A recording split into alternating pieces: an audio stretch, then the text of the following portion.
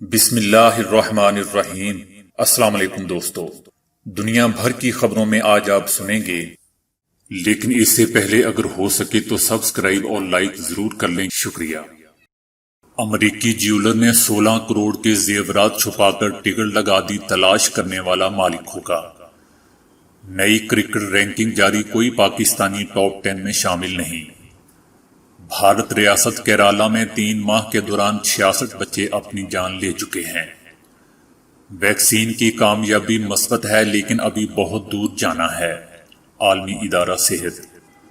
مظاہروں کے سبب امریکہ کی صورتحال افغانستان سے بدتر ہو گئی ہے، صدر ٹرمپ۔ کورونا سے نپٹنے میں بھارتی حکومت ناکام ہو گئی ہے، امریکی ٹی وی۔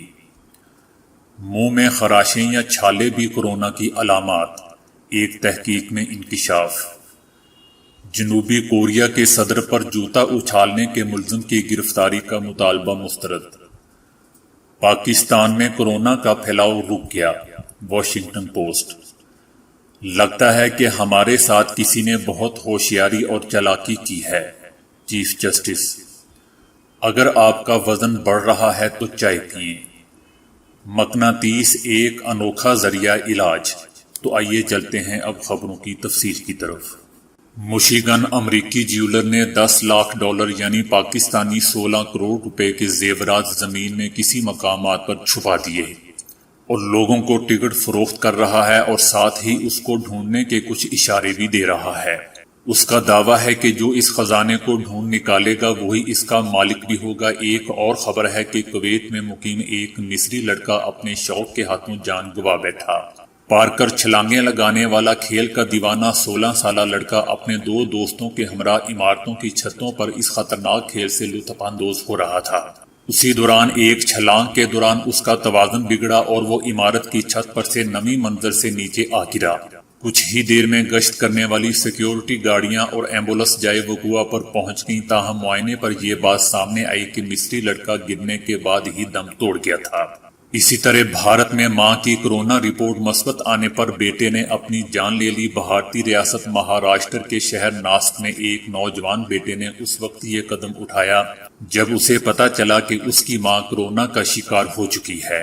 بیٹا یہ صدمہ برداشت نہ کر سکا اور گھر میں ہی اپنی جان لے لی، جبکہ ماں کو ہاسپٹل منتقل کر دیا گیا ہے جہاں ان کا علاج جاری ہے۔ انٹرنیشنل کرکٹ کونسل ICC نے ٹیسٹ فارمیٹ کی نئی رینکنگ جاری کر دی ہے۔ ٹیم رینکنگ میں آسٹریلیا کی پہلی، نیوزی لینڈ کی دوسری اور بھارت کی تیسری پوزیشن برقرار ہے۔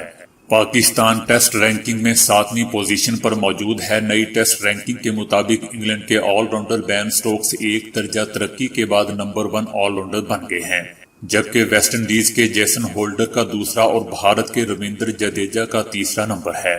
بین سٹوکس بلے بازوں کی فہرست میں بھی تیسرے نمبر پر پہنچ گئے ہیں، جبکہ پاکستان کے بلے باز بابر اعظم ایک درجہ تنزلی کے بعد 6 نمبر پر پہنچ گئے ہیں۔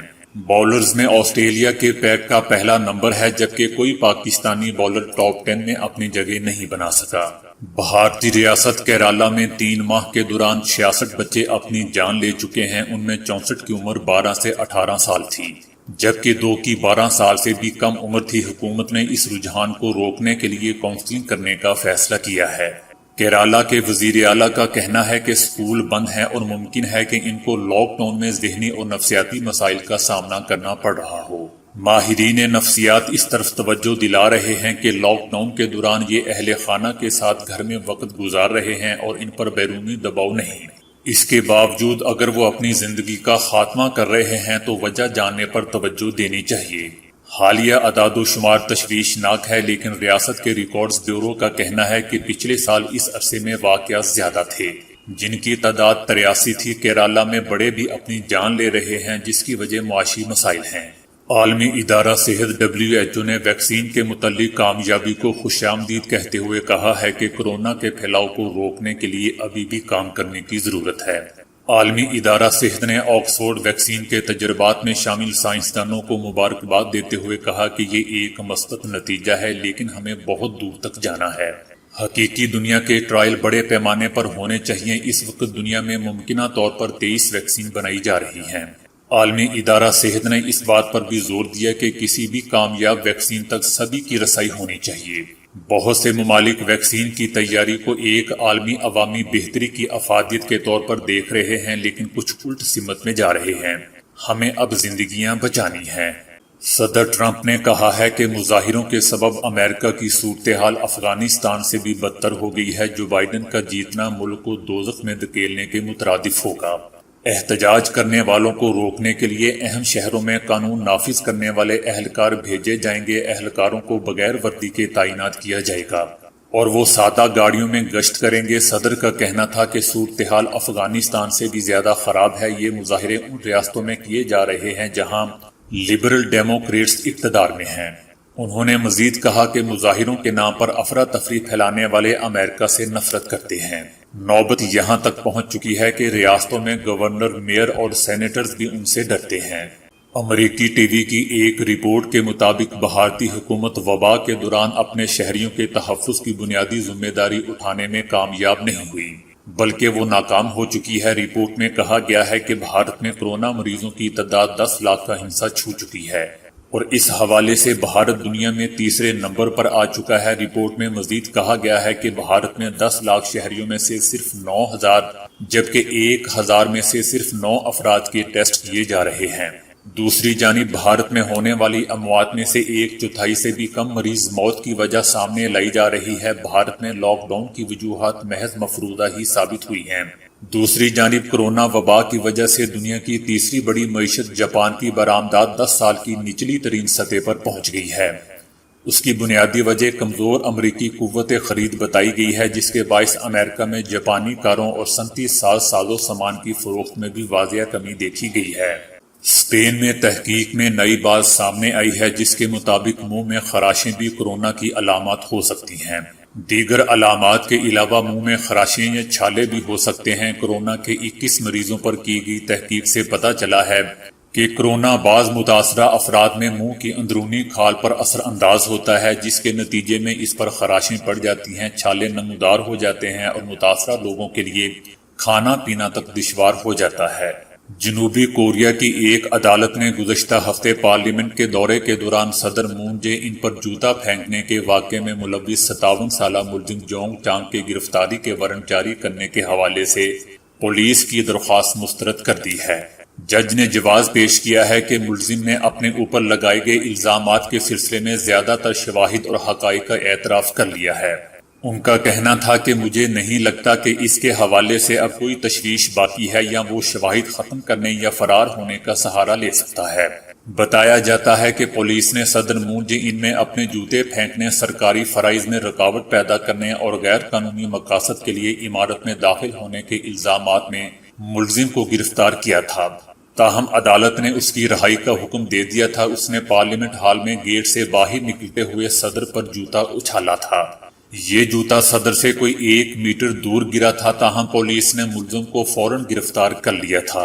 امریکی اخبار واشنگٹن پوسٹ کے مطابق پاکستان میں کورونا کا پھیلاؤ رک گیا ہے، تاہم حکومت کو خدشہ ہے کہ عید الاضحیٰ کے موقع پر کورونا مریض میں اضافہ ہو سکتا ہے۔ واشنگٹن پوسٹ نے پاکستان میں کورونا کی صورتحال پر تبصرہ کرتے ہوئے کہا ہے کہ عید الفطر کے بعد پاکستان میں کورونا مریض میں اضافہ ہوا، تاہم حکومتی اقدامات کی وجہ سے کورونا کا پھیلاؤ رک گیا۔ پاکستان میں یومیہ اوسطاً 70 لوگ جان سے جا رہے ہیں اور 2000 سے زائد کیس سامنے آ رہے ہیں۔ وزیر اعظم عمران خان نے کورونا کے باعث قوم سے عید الاضحیٰ سادگی سے منانے کی اپیل کی ہے۔ وزیر اعظم عمران خان نے کہا ہے کہ دنیا کے کسی بھی کونے میں رہنے والا پاکستانی ہماری ذمہ داری ہے۔ ذمہ داری کو پورا کرنے کے حوالے سے ہر ممکن کوشش کرتے رہیں گے۔ Chief justice Pakistan justice Gulzar Ahmed نے ایک کیس میں ریمارکس دیے کہ جہاز چارٹر کرانے کے لیے 1.7 کروڑ سے زائد نقد رقم ادا کی گئی۔ کراچی میں اتنا کیش کیسے کوئی دے سکتا ہے؟ لگتا ہے کہ ہمارے ساتھ کسی نے بہت ہوشیاری اور چالاکی کی ہے۔ اٹارنی جنرل صاحب، یہ کیا تماشا چل رہا ہے؟ لگتا ہے کہ این ڈی ایم اے کو ہی ختم کرنا پڑے گا۔ چیئرمین این ڈی ایم اے وضاحت کرنے میں ناکام رہے ہیں۔ شاید بہت کچھ غلط ہوا ہے جس پر پردہ ڈالنے کی کوشش کی جا رہی ہے۔ کیوں نہ چیئرمین این ڈی ایم اے کو توہین عدالت کا نوٹس جاری کر دیا جائے۔ ملک کے اداروں کو شفاف انداز میں چلنا چاہیے۔ نقد ادائیگی اس کمپنی کو کی گئی جس کا کوئی واسطہ ہی نہیں تھا۔ لگتا ہے کہ چائنا میں پاکستانی سفارت خانے نے چین کو نقد ادائیگی کی ہے۔ چیئرمین این ڈی ایم میں ٹڈی دل کے لیے جہاز اور مشینری منگوا رہا ہے، صرف زبانی نہیں دستاویز سے شفافیت دکھانی پڑے گی۔ کچھ سمجھ نہیں آ رہا کہ اربوں روپے کیسے خرچ کر رہا ہے۔ بھارت سے آنے والی ادویات کی امپورٹ پر پابندی لگی تھی، تاہم اب بھارت سے خام مال دوبارہ آ رہا ہے۔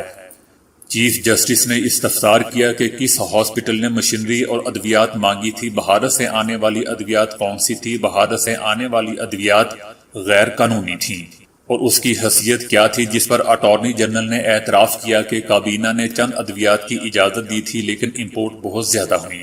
چیف جسٹس نے مزید کہا کہ پنجاب حکومت دوبارہ 500 ملین کی گاڑیاں خرید رہی ہے۔ کورونا کی وجہ سے ترقیاتی فنڈز تو جاری نہیں کر رہے، پھر یہ گاڑیاں کیسے خریدی جا رہی ہیں؟ جس پر ایڈوکیٹ جنرل پنجاب نے کہا کہ پنجاب حکومت کوئی گاڑیاں امپورٹ نہیں کر رہی۔ دوستو، تحقیق کے مطابق دنیا میں سب سے زیادہ استعمال ہونے والا مشروب یعنی چائے انسان کی صحت کے لیے بہت مفید ہے۔ عام طور پر خیال کیا جاتا ہے کہ چائے پینے سے صحت پر برے اثرات پڑتے ہیں، مگر ایک نئی تحقیق میں پتہ چلا ہے کہ چائے پینے سے انسان بہت سی موذی امراض سے بچ سکتا ہے۔ ماہرین کے مطابق چائے پینے سے دل کے امراض ہونے کے خطرات کم ہو جاتے ہیں۔ اس کے علاوہ چائے سے ذیابیطس کے امکانات کو کافی حد تک کم کیا جا سکتا ہے۔ اگر آپ ڈپریشن کا شکار ہیں یا آپ کو تھکاوٹ اور چڑچڑے پن کا احساس ہو رہا ہے تو چائے آپ کے دماغ کو سکون اور راحت کا احساس دلاتی ہے۔ غذائی ماہرین کے مطابق چائے کا استعمال سر کے درد، کولیسٹرول کی سطح کم کرنے اور جسمانی مدافعتی نظام کو مضبوط بنانے میں بھی انتہائی معاون ثابت ہوتا ہے۔ اور سب سے اہم، اگر آپ کا وزن بڑھ رہا ہے تو آپ کو کھانے پینے سے ہاتھ کھینچنے، لمبی دوڑ لگانے، جم جانے یا وزن گھٹانے والی ادویات کھانے کی ضرورت نہیں۔ اس کا سادہ اور آسان حل ہے کہ صرف چائے کے 3 سے 4 کپ روزانہ پئیں۔ تحقیق میں ظاہر ہوا ہے کہ چائے میں ایسے قدرتی مرکبات کی ایک بڑی مقدار موجود ہے جو جسم کی چربی پگھلانے اور خون میں کولیسٹرول کی سطح کم کرنے میں مدد دیتی ہے۔ چائے کے فوائد کا سلسلہ صرف یہیں تک محدود نہیں، بلکہ طبی ماہرین کا کہنا ہے کہ چائے خون کا دباؤ یعنی بلڈ پریشر کم کرنے میں بھی مفید ہے۔ لیکن دوستو، کسی بھی چیز کا حد سے زیادہ استعمال صحت کے لیے انتہائی نقصان دہ ہو سکتا ہے، اس لیے چائے پئیں لیکن میانہ روی کے ساتھ۔ صدیوں سے مقناطیس کو مختلف انداز میں بعض بیماریوں کے علاج کے لیے استعمال کیا جا رہا ہے۔ مقناطیس کی ابتدائی شکل پتھر کی سی ہوتی ہے، چنانچہ اسے آغاز میں اپنی پتھر کی شکل میں استعمال کیا جاتا تھا۔ قدیم یونانی اسے لارڈ سٹون کہا کرتے تھے اور ان پتھروں کو بعض بیماریوں کے علاج کے لیے استعمال کرتے تھے۔ وہ اس کو زیادہ تر خون کو روکنے اور جوڑوں کے درد کے علاج کے لیے استعمال کرتے تھے۔ اس کے علاوہ بالوں کو گرنے سے روکنے کے لیے اور زخموں کو جراثیموں سے بچانے کے لیے بھی اس کو استعمال میں لاتے تھے۔ زمانہ قدیم کے معالجوں کا خیال تھا کہ خون میں مقناطیسی توانائی ہوتی ہے اور جب اس کی قوت میں کمی آ جاتی ہے یا یہ قوت کسی دوسری جگہ منتقل ہو جاتی ہے تو انسان بیمار پڑ جاتا ہے۔ امریکہ میں پرانے قدیم لوگ اپنے ساتھ ہر وقت مقناطیس رکھتے تھے تاکہ معالج کی ضرورت کو کم کیا جا سکے، کیونکہ معالج ان دنوں بہت مشکل سے ملتے تھے۔ امریکہ میں آج بھی مقناطیس استعمال ہوتے ہیں، اگرچہ ماضی کی طرح اسے ہر وقت اپنے ساتھ رکھنے کا رواج کم ہو چکا ہے، لیکن اب بھی اسے مختلف تکالیف کے علاج کے لیے استعمال کیا جاتا ہے۔ مثلاً پاؤں میں درد ہو تو مقناطیس کو جوتے کے تلوے میں رکھا جاتا ہے، جس میں مجموعی صحت کو بہتر رکھنے کے لیے مقناطیس کو بستر کے گدوں میں رکھا جاتا ہے۔ اور اسی طرح پانی میں سفر سے چکر آنے کی صورت میں اسے جسم کے پریشر پوائنٹس پر مثلاً کلائی پر کڑے کی صورت میں پہن لیا جاتا ہے۔ اسی طرح لوگ جگر اور گردے کی بیماریوں، کمر کے درد اور کئی دوسری تکلیفوں کے علاج کے لیے مقناطیس کے استعمال کو مفید سمجھتے ہیں۔ ڈاکٹر اینڈریو ویل، جو متبادل ادویات سے علاج کے ایک ماہر ہیں، کہتے ہیں کہ یہ طریقہ علاج مقبول تو ہے، لیکن یہ کیا واقعی فائدہ مند بھی ہے، کوئی بھی یقین سے نہیں کہہ سکتا۔ ڈاکٹر ویل کہتے ہیں کہ مقناطیس کو اکثر اوقات ہسپتالوں میں استعمال کیا جاتا ہے، مثلاً اسے MRI مشینوں میں استعمال کیا جاتا ہے اور اس کی لہروں کی مدد سے ڈاکٹر مریض کے جسم کے اندرونی حصوں کا معائنہ کر سکتے ہیں، اور بعض اوقات اسے ہڈیوں کی بیماری کے تیز تر علاج کے لیے بھی استعمال کیا جاتا ہے۔ تاہم ماہرین کا کہنا ہے کہ ہر قسم کی دوا کے استعمال میں خطرات موجود ہوتے ہیں اور کسی بھی دوا کے استعمال سے پہلے معالج یا ڈاکٹر سے مشورہ ضروری ہے۔ تو دوستو، آج کے لیے اتنا ہی۔ ویڈیو کو لائک اور شیئر کرنے کا بہت بہت شکریہ۔